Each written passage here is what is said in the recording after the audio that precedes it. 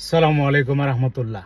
সম্মানিত ভিউয়ার্স, আজকে একটা জিনিস আপনারা সবাই জানেন, দৃশ্যমান, যে একটা উচ্চ শিক্ষিত মানুষ সে যখন বিবেকভ্রষ্ট হয়ে গিয়েছিল তারে দিয়ে কিন্তু সব কাজ করানো হয়েছে। আর সে ব্যক্তিটা হলো কে?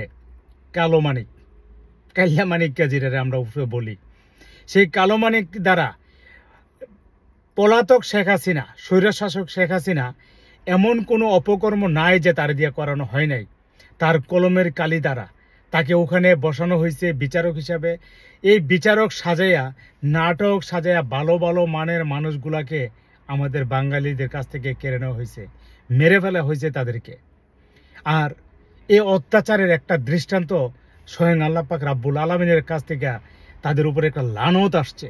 এই লানত হিসাবে আল্লাহ পাক তাদেরকে একটা ইতিহাস সাক্ষী এটাই কিন্তু প্রমাণ করে।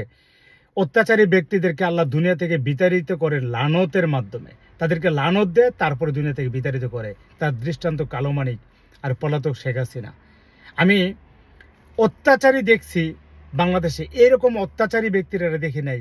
তার এই কালো মানিককে যখন কালকে কলা পাতার মধ্যে শুয়ে থাকতে দেখা হয়েছে জঙ্গলে, আমার আফসোস লাগছে। একজন বাংলাদেশের সুপ্রিম কোর্টের আইনজীবী, আপিল বিভাগের আইনজীবী, একজন এত উচ্চ শিক্ষিত মানুষ, তার এই পরিণতি। এটা থেকে শিক্ষা নেওয়া উচিত প্রত্যেকটা গুরুত্বপূর্ণ স্থানে বসে থাকা ব্যক্তিদের এবং প্রত্যেকটা রাজনৈতিক ব্যক্তিদের।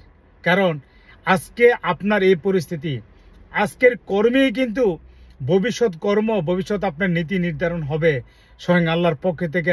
ওইটার উপরে আপনার সাজা বহন করবেন। আর আজকে যদি ভালো কর্ম করেন, এটা থেকে আপনি ভালো ভালো কিছু আশা করতে পারেন।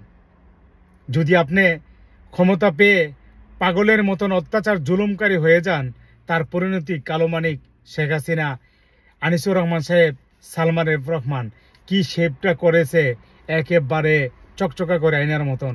আফসোস লাগে সুন্দর দাড়িগুলা। এটা আল্লাহর লানত তাদের উপরে। সবাই ভালো থাকবেন, এখান থেকে শিক্ষা নেন, কিছু উপকৃত হবেন।